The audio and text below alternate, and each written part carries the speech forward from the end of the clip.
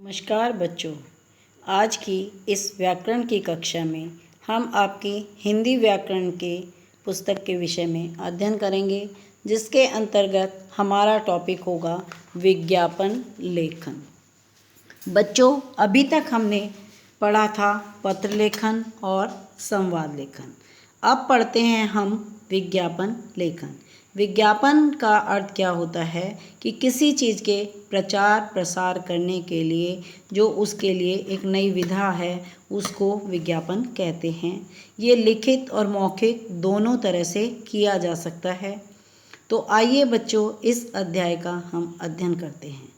वर्तमान युग में जब से पत्र पत्रिकाएं, रेडियो, टेलीविज़न आदि जनसंचार के माध्यमों का विकास हुआ है, तब से लिखित एवं मौखिक विज्ञापन की एक नई विधा का आविर्भाव हुआ। अर्थात जब से इन चीज़ों को प्रचार में आई हैं, तब से एक नई विधा जो है मौखिक और लिखित रूप में विज्ञापन नाम की इसका जन्म हुआ। प्राचीन काल में जो कार्य डंका, डुगडुगी, ढिंढोरा पिटवा कर किया जाता था, वही कार्य आज विज्ञापन कर रहा है। तो ये विज्ञापन मैंने बताया आपको प्रचार प्रसार का साधन है। तो जिस प्रकार पहले क्या था, जब ये चीज़ें नहीं थी, टेलीविज़न, रेडियो आदि नहीं थे, तो उस समय अगर आपको किसी चीज़ का प्रचार करना था तो आप डुगडुगी, ढिंढोरा आदि पिटवा कर किया करते थे। लेकिन आज यही काम जो है विज्ञापन करता है। अतः जनसंपर्क और प्रचार के क्षेत्र में विज्ञापन का महत्व बढ़ता जा रहा है। आज आप लोगों ने देखा होगा कि जगह जगह पर हर चीज़ का प्रचार करने के लिए पोस्टर लगाए जाते हैं, टीवी में ऐड दी जाती है। तो इससे क्या है, इसका हर क्षेत्र में जो है महत्व बढ़ता जा रहा है। वर्तमान में सिर्फ वाणिज्य अथवा व्यापार ही नहीं, अपितु जीवन के प्रत्येक क्षेत्र में विज्ञापन का महत्व स्वीकारा जा रहा है। ये जरूरी नहीं है कि विज्ञापन केवल वाणिज्य और व्यापार के क्षेत्र में ही हो, बल्कि हर क्षेत्र में इसका प्रभाव बढ़ता ही जा रहा है।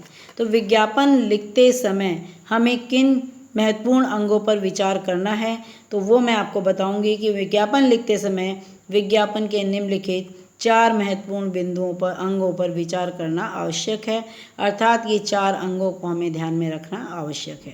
पहला है विज्ञापन का शीर्षक, अर्थात विज्ञापन का प्रमुख भाग शीर्षक है। सबसे मुख्य भाग क्या होता है उसका? शीर्षक। विज्ञापन सामग्री तैयार करते समय आलेखक विज्ञापन का प्रारूप तैयार करता है। तो जब विज्ञापन सामग्री तैयार करने से पहले क्या होता है कि जो उसका खाका है, प्रारूप है, वो जो है तैयार करता है बनाने वाला। ग्राहकों की रुचि को ध्यान में रखते हुए उपभोक्ता को आकर्षित करने वाला शीर्षक दिया जा सकता है। तो शीर्षक वही देना होगा जिस शीर्षक से जो है ग्राहक उसकी ओर आकर्षित हो। शीर्षक की रचना में लक्षणा और व्यंजना से काम लिया जा सकता है। तो जो आपकी 2 विधाएं हैं, लक्षणा और व्यंजना, उस विधा में आप शीर्षक की रचना कर सकते हैं। यह आवश्यक नहीं कि विज्ञापन की विषय वस्तु की संपूर्ण व्यंजना शीर्षकों में हो, परंतु शीर्षक में पाठक को आकर्षित करने की सामर्थ्य होनी चाहिए। शीर्षक के सटीक और संक्षिप्त होने की अपेक्षा रहती है। तो विज्ञापन जरूरी नहीं है कि सारा व्यंजना लक्षणा में हो, बल्कि विज्ञापन की जो विषय वस्तु है वो जो है पाठक को आकर्षित करने में समर्थ हो, अर्थात वो अपनी ओर आकर्षित करे, और उसका सटीक और संक्षिप्त जो है वो होना जरूरी है। अब दूसरा है उपशीर्षक। उपशीर्षक के लेखन में विज्ञापन का उद्देश्य कुछ विस्तार के साथ दिया जा सकता है। एक तो जो आपने मेन शीर्षक दिया उसको तो बिल्कुल छोटा संक्षिप्त देंगे, लेकिन जो उपशीर्षक होगा उसमें विज्ञापन का जो उद्देश्य है, जो वो करना चाहता है, जिस उद्देश्य को पाना चाहता है, उसको थोड़ा विस्तार से बढ़ाकर दे सकते हैं। मानव की आवश्यकता के साथ उत्पादन का मेल दिखाया जा सकता है। इस शीर्षक के ऊपर भी कुछ शब्दों में लिखा जा सकता है। तो इसमें क्या है, आप वो दिखा सकते हैं कि जो मानव की आवश्यकता है, जिसके लिए उसका उत्पादक किया जा रहा है, तो उसका मेल उसके साथ जोड़ सकते हैं और 2-4 लाइन जो है इसमें लिख भी सकते हैं। अब आता है इसका तीसरा अंग, विषय वस्तु। उत्पादन के विषय में विवरण प्रस्तुत करना विज्ञापन की विषय वस्तु या मूल कथन कहलाता है। अर्थात विषय वस्तु क्या होता है, जो विज्ञापन के बारे में आपने खोल कर विवरण करके लिखना है, वो विषय वस्तु होता है। इसमें विज्ञापित वस्तु की विशेषताओं अभिलक्षणों का उल्लेख होता है, अर्थात इसके अंतर्गत जो बिंदु अंग होता है, इसमें जो उसके अंदर गुण होते हैं, जो उसके लक्षण होते हैं, उनका जो है वर्णन होता है। इसमें कम शब्दों में अधिक बात प्रस्तुत करनी पड़ती है, अर्थात गागर में सागर भरने वाली जो कहावत है, इसमें पूरी करनी होती है कि कम शब्दों में अधिक बात कहनी होती है। अब आता है उपसंहार।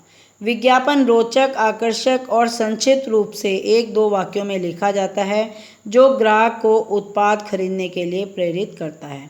तो ये जो है संक्षिप्त रूप में इसका जो पूरा सार है वो लिखा जाता है, और जिससे कि जो है ग्राहक जो उत्पादित चीज़ होती है उसको खरीदने के लिए प्रेरित होता है।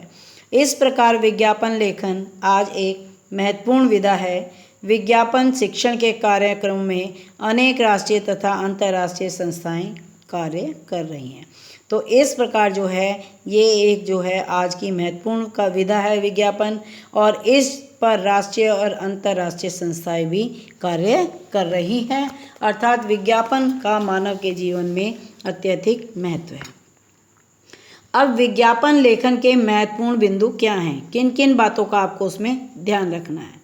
भाषा सरल तथा बोधगम्य होनी चाहिए। तो जो विज्ञापन लिखा जा रहा है उसकी भाषा सरल और समझने योग्य होनी चाहिए। विज्ञापन जिस वर्ग के लिए है उसी वर्ग के अनुरूप भाषा का प्रयोग हो।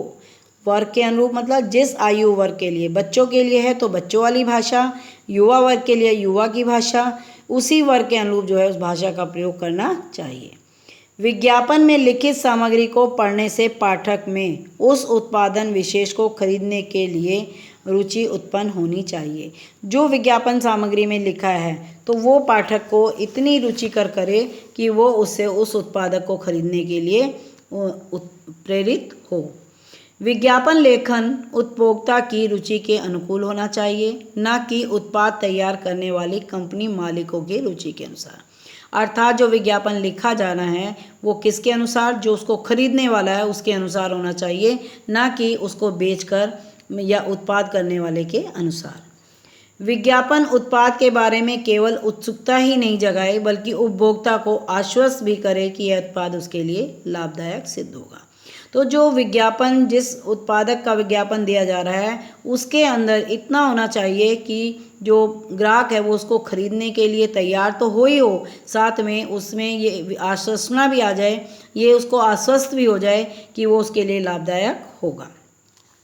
विज्ञापन लेखन के समय इस बात का भी उल्लेख होना चाहिए कि उपभोक्ता या ग्राहक यह उत्पादक कहाँ से खरीदे। तो विज्ञापन लेखन में इस बात का भी उल्लेख देना चाहिए, अर्थात बता देना चाहिए कि उसको, ग्राहक को ये वस्तु कहाँ से आसानी से मिल जाएगी। यदि विज्ञापन से उपभोक्ता को संतुष्टि की गारंटी मिल जाती है तो उत्पादन की खरीद में सुगमता होती है। तो विज्ञापन से अगर उपभोक्ता संतुष्ट हो जाता है तो जो बेचने वाली चीज़ है उसमें जो है बहुत अधिक सुगमता आ जाती है। तो अब विज्ञापन से अभिप्राय किसी भी उत्पाद, विचार या सेवा को बेचने या प्रसारित करने में प्रयुक्त एवं मुद्रित मौखिक साधनों के माध्यम से है। तो विज्ञापन का लक्ष्य क्या है, उद्देश्य क्या है कि कोई भी उत्पाद हो या कोई विचार हो या कोई सेवा हो, किसी का प्रचार प्रसार करना हो तो उसके लिए ये एक मौखिक माध्यम है। किसी भी वस्तु, सेवा या विचार का प्रचार प्रसार करना या बेचना एक कला की श्रेणी में आता है, अर्थात किसी भी वस्तु को बेचना, वो करना एक कला होता है। इस दृष्टिकोण से विज्ञापन एक कला की श्रेणी में भी आता है। तो इस प्रकार जो है इस विज्ञापन लेखन को हम एक कला भी कह सकते हैं। विज्ञापन जनता को सूचित करने, संदेश देने अथवा शिक्षित करने का एक सशक्त माध्यम है, अर्थात विज्ञापन के द्वारा जो है हम जनता को सूचित कर सकते हैं, संदेश दे सकते हैं और उसे शिक्षित भी बना सकते हैं। तो सामान्यतः विज्ञापन 2 प्रकार के होते हैं, सम्मानक विज्ञापन और संस्थागत विज्ञापन।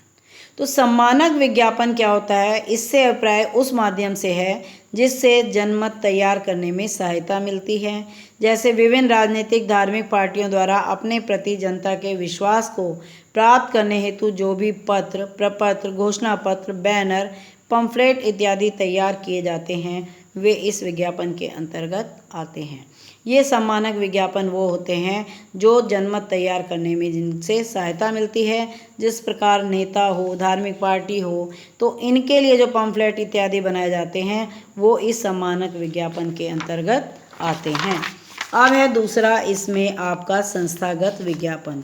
ये विज्ञापन वह माध्यम है जिसके द्वारा निजी विचारों, सेवाओं, उत्पादों की सूचना जन सामान्य को दी जाती है, अर्थात उनका विश्वास प्राप्त करने का प्रयास किया जाता है। तो ये जो है संस्थागत, ये अपने पर्सनल होते हैं जिनके द्वारा जो है हम अपने निजी उत्पाद का बेचना या निजी उत्पाद के प्रचार प्रसार के लिए इसका हम प्रयोग करते हैं।